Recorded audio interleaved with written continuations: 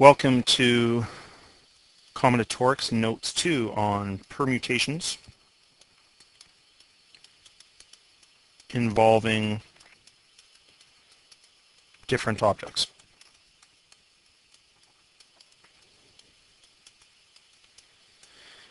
We're going to start with an arrangement of a set of different objects. So that's an arrangement of a set of different objects is called a permutation. Now it's a critical term, that term permutation. Just highlight that there. The deal with permutations are the order of the objects is very important.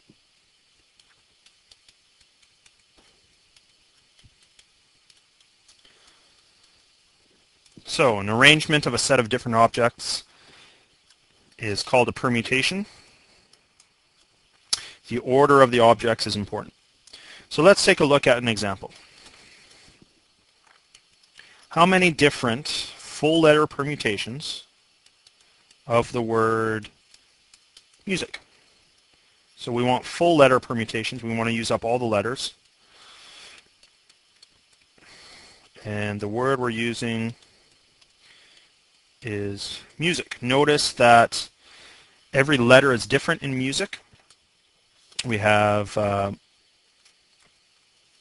5 letters. So if we go back to almost a fundamental counting principle idea, we're trying to create a 5-letter permutation. So we probably have 5 slots. We're using up letters. So we have 5 options for the first letter. We could go M, U, S, I, or C. Using up letters, we're down to 4, 3, 2, and 1. Recall from fundamental counting principle that we multiply all these. That looks like we have 120 different permutations. Let's increase this. Let's go up to a word like clarinet. Probably one of the longer words we're going to find with no repeated letters. Why don't you guys try that? Clarinet.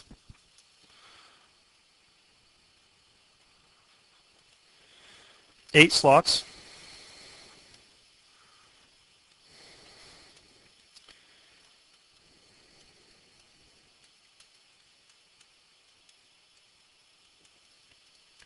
Eight times 7 times 6, all the way down to 1 again. This works out to be 40,320.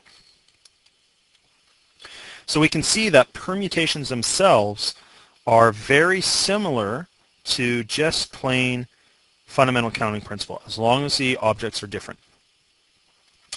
Part of the thing that I want to look at here, though, just as a bit of an aside, is notice that we have this pattern of decreasing multiplication. 5 times 4 times 3 times 2 times 1, 8 by 7 by 6, all the way down to 1.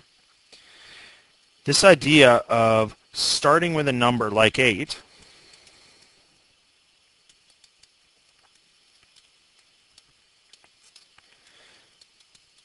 and multiplying by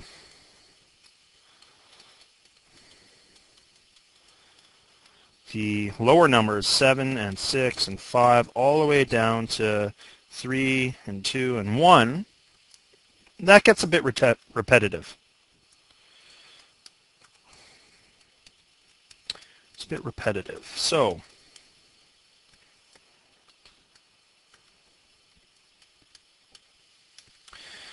there is notation for this type of multiplication.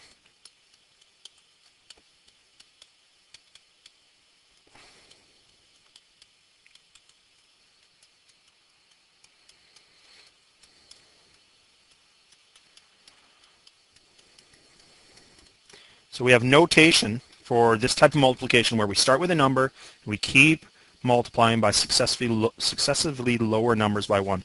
What that's called is factorial notation. And it's described by an exclamation mark. It's not just really excited, it's exclamation mark factorial notation. So a pretty straightforward definition of this would be, let's say we have n factorial. we could write that as it's n times the next lower number, which would be n minus 1, times n minus 2. And that pattern is going to continue until eventually we're getting down to 3 times 2 times 1. That's n factorial.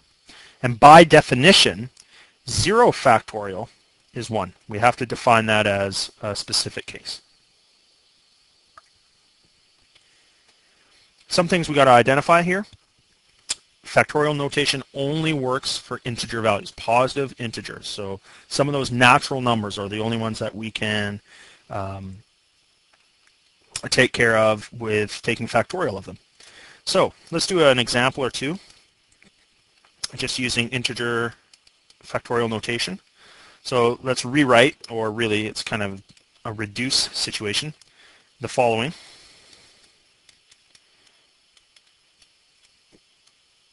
Without factorials. So let me give you a couple of expressions here, and I want to see if you can rewrite them or identify what I need to do. So if I have x plus 1 factorial over x minus 1 factorial, and maybe we'll do n plus 1 factorial, n minus 1 factorial, n factorial, and n plus 2 factorial. Let's take a look at what happens here. We have an expansion. So what we're going to do is we're going to write this out as if it was just a bunch of terms. X plus 1 is the first term. Subtract 1 from that gives me x. Subtract 1 again gives me x minus 1, then x minus 2, and then a whole bunch of dots, because this carries down to 3 times 2 times 1. In the denominator, we have x minus 1 factorial, which is x minus 1, x minus 2, x minus 3, etc. Notice that we have mass cancellation. We have all these things multiplying together. The x minus 1, x minus 2 down will cancel with the x minus 1, x minus 2, and down. Notice I haven't written x minus 3 up top, but it's implied that it's there. So what we're left with is x and x plus 1 as a final solution. Why don't you guys go ahead and try that B question?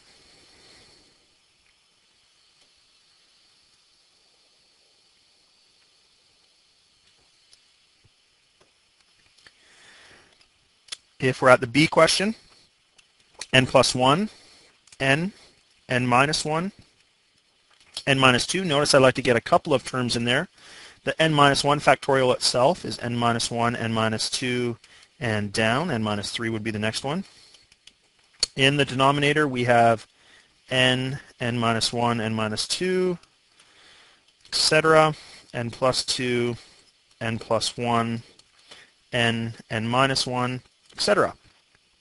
Again, mass cancellation, I look for n and down. That's going to cancel with n and down.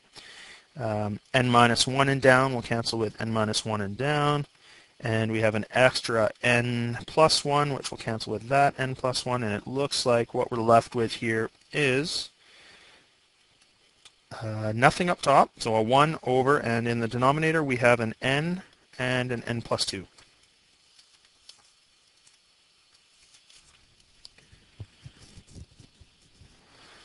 So that is factorial notation. So let's take a look. Scroll back up here. Take a look at the questions we had above. Clearly, the question for music, we could have achieved that by punching in 5 factorial. For clarinet, we could have achieved that by 8 factorial. Those of you that have a graphing calculator, you do have a factorial button. Those of you with scientific calculators also have factorial buttons. The factorial button, if we pop up the graphing calculator here, is located under the Math button.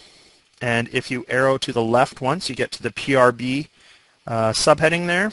And there's the factorial button on the calculator. It's at the 4. So let's head back to our question here. And let's change up the questions a little bit when we start talking about permutations. And let's change it to ask how many limited permutations do we have? How many 3-letter permutations? of clarinet. So now we still have all the letters as options, but we're going to reduce how big we want, or how many slots, how many letters we want. If we look at this, 3-letter permutation sounds a lot like fundamental counting principle, sounds a lot like 3 slots, 8 options, 7 options, 6 options. Again, 8 times 7 times 6 is 336. Great. Let's do this again with 6-letter permutations.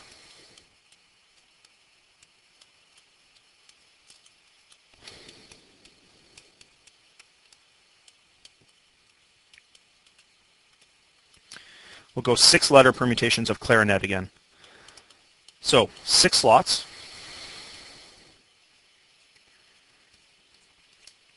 8 times 7 times 6 times 5 times 4 times 3 works out to be 20,160. So what's going on here is we are creating permutations, but how does this relate to factorial notation? There's 2 things going on. There's 2 pieces of information that we're given.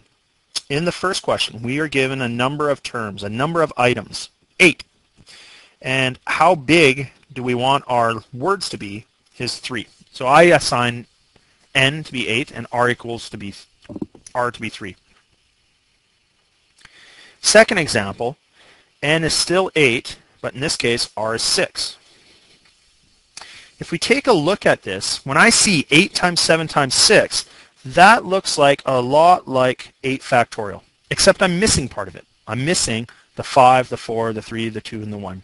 How can I generate that 5 factorial on the bottom using our n and r? It looks a lot like 8 minus 3 factorial in the bottom. Let's try this out. Let's see for the 6-letter permutation. Is it 8 factorial over 8 minus 6 factorial? Well, that's 8 factorial over 2 factorial. We've lost the 2 times 1. So this tells us that we can just use maybe a quicker little formula here, 8 factorial over 2 factorial, based on how many objects we're given, n, and how big we want to select them, or how big of a group we want to pick them. This leads to a nice little formula. The number of permutations, and again we're using that word permutation, it's very important here, of n different objects. That's key that they're different. We're going to see what happens with similar objects later on. Taken r at a time